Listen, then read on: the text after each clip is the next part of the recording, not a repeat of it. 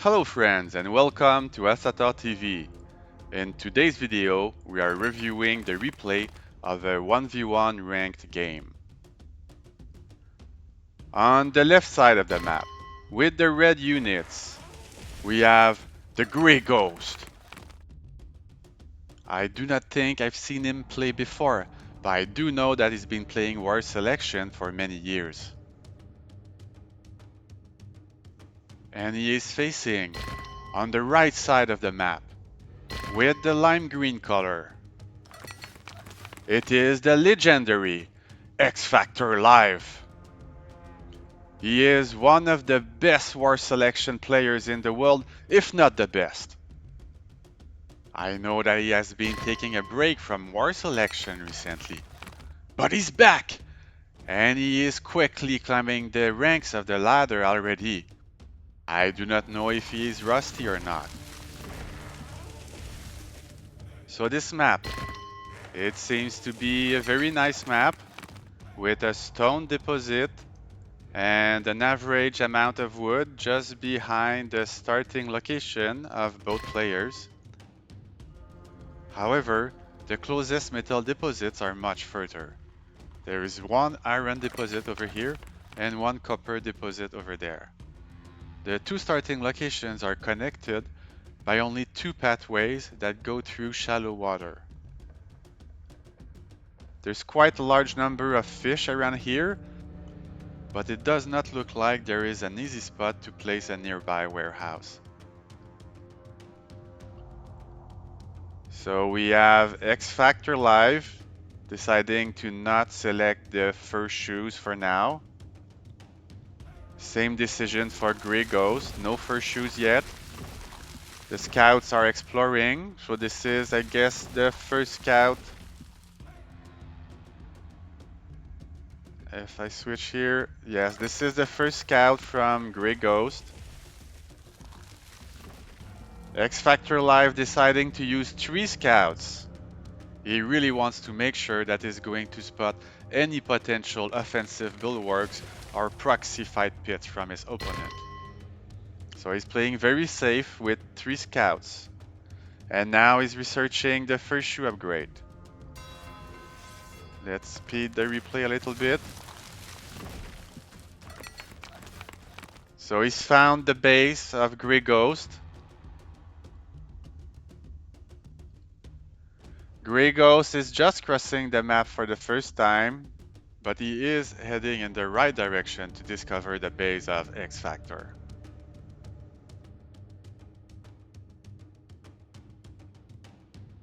In the worker count, we have 33 workers for Gray Ghost and 31 workers from XFactor, so producing 3 scouts must have slowed him down a little bit. But it's still just a very slight difference. XFactor starting to gather some of the fish. And XFactor has lost 1 scout to the bulwark, that's unfortunate. Gray Ghost just starting the upgrades at the fight pit, so he goes with the armor and the melee attack upgrade. 2 fight pits so far. XFactor has not started the upgrade at the stonecutter, and 2 fight pits so far. He does have a temple and he's starting researching the Bronze Age of Europe. Meanwhile, Gray Ghost also has a temple and already completes the upgrade to Bronze Age of Europe.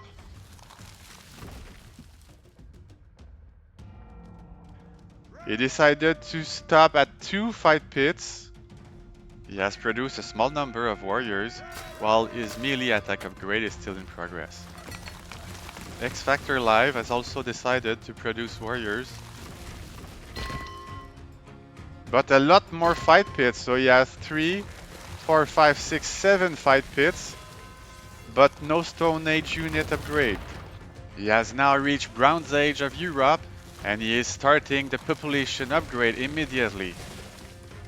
He also upgraded his workers and warehouses. Gray Ghost is getting the farm. So is XFactor. X-Factor sending workers already to the metal deposit.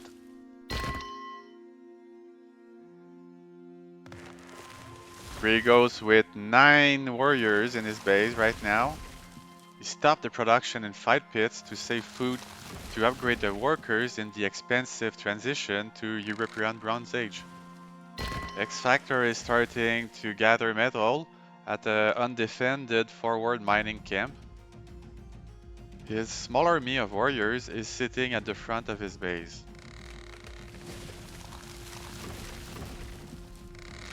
And we see a Gray Ghost heading out with his small squad of warriors. Here, this warehouse here could benefit from being a little bit closer to the wood line, especially that the Stone Age workers do not have the walking speed increase. This warehouse over here could have been a pier. A pier is not that much more expensive in wood than a warehouse, so you could use the pier and then have a few boats to harvest the nearby fish deposits. So the warriors are about to meet each other. A good move by Gray Ghost, doing a little bit of damage to X-Factor warriors. Kills one and then move to the economy of X-Factor. So that's a good move by Gray Ghost here. But X-Factor has a lot more warriors right now.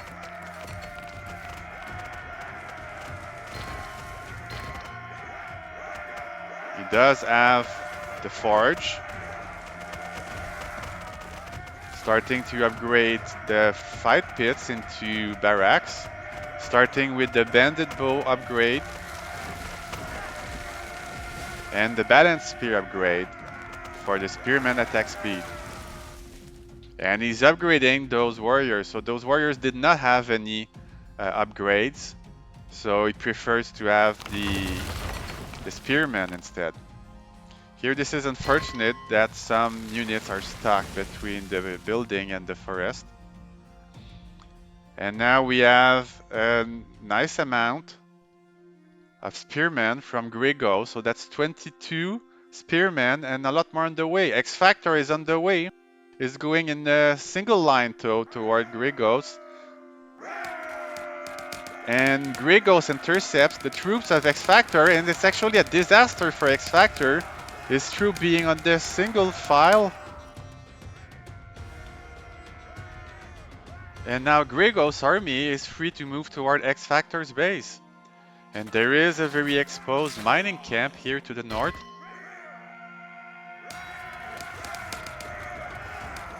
Does Gray Ghost know about them? No, he has not scouted and he decides to go to the south. But he could have known that there's an iron deposit over there because of the symmetry in the map. So I recommend always try to know where your opponent is getting his wood resource and his iron resource. So that's usually a good target for your army. The first few heavy spearmen are entering the field for X-Factor, just in time to defend. That implies that they recently reached Iron Age. Gray Ghost has also reached Iron Age, and he is already researching the upgrade for the medieval age of Western Europe. So he has 8 barracks. X-Factor also 8 barracks. But Gray Ghost does have some spearmen in the economy of X-Factor. Here we see the corpse of a few villagers that have been killed.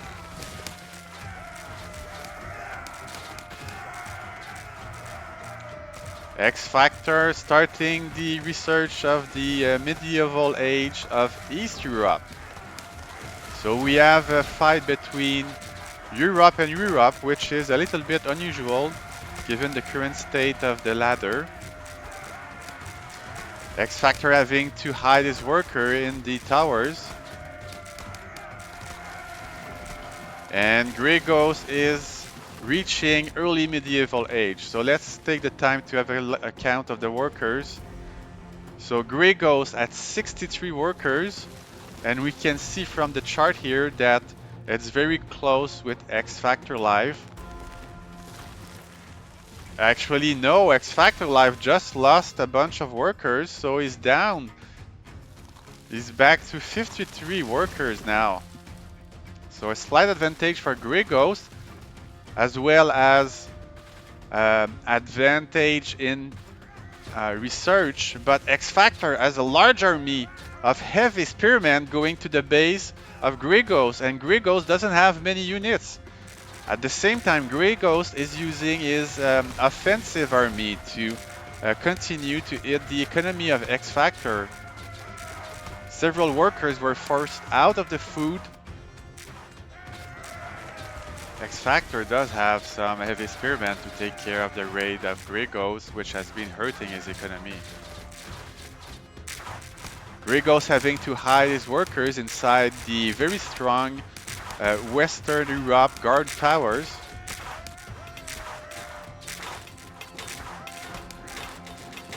But there's no towers around the many houses of Gray Ghost.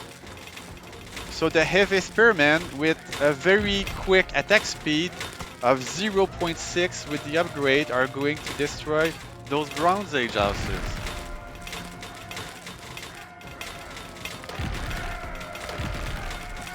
In the meantime, the workers are allowed to go back to the economy. And Gray Ghost is trying to build a new wood gathering section over here. More houses are going down, so Gray Ghost is now population capped. He is struggling on food as well, but he did complete the population upgrade. XFactor has reached Eastern Europe, but he still has some heavy spears inside his economy. Gray Ghost is increasing his lead in the worker count. XFactor down to 33 workers, which is not ideal as Eastern Europe, because Eastern Europe has a 17-second production of workers.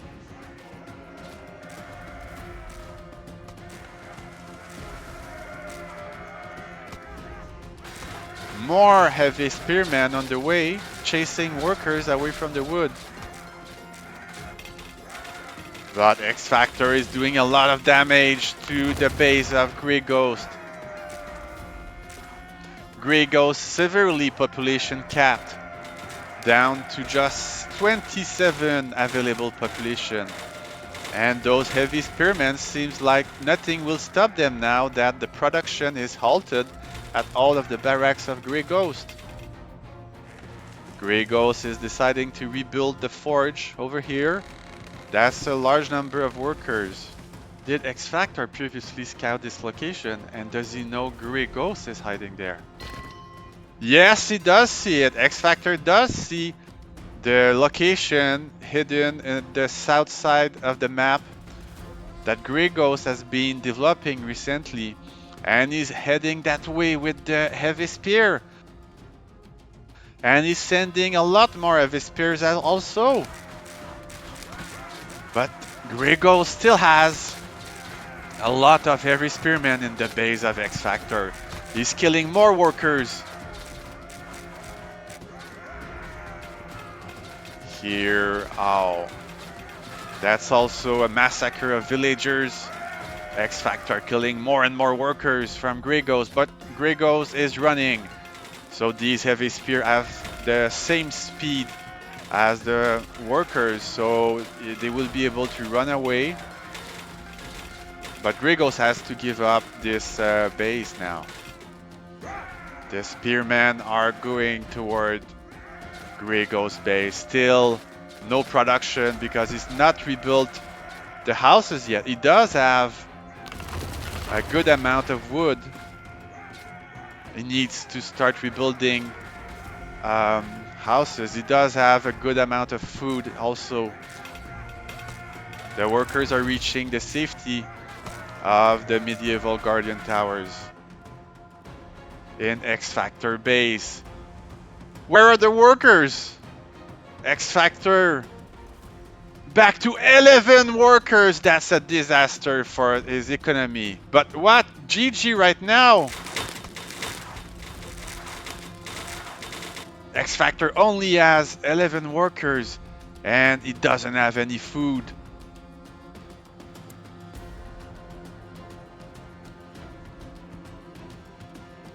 Oh, but Gray Ghost resigns. It is another victory for XFactorLive. Was this game really over? X-Factor has a lot of spearmen that cannot really be stopped. Except for the towers, those heavy spearmen, they don't do much damage to the towers. 0.2 damage per second is almost nothing. And Gray Ghost does have a good amount of wood left, so perhaps he could have just added 2 additional towers and try to secure this wood line over here. He needs to rebuild the forge. So I mean, it's a difficult position to be in, but basically once you have a few towers, you can probably secure this wood line and perhaps have a little chance of a comeback, since X-Factor has no workers left pretty much. Those Guardian Towers do really good at stopping the heavy spear. So what do you think? Do you think Gray Ghost should have tried a little bit more? Have you ever surrendered in a game where you could have won? Let me know in the comments. Thank you very much for watching. Goodbye.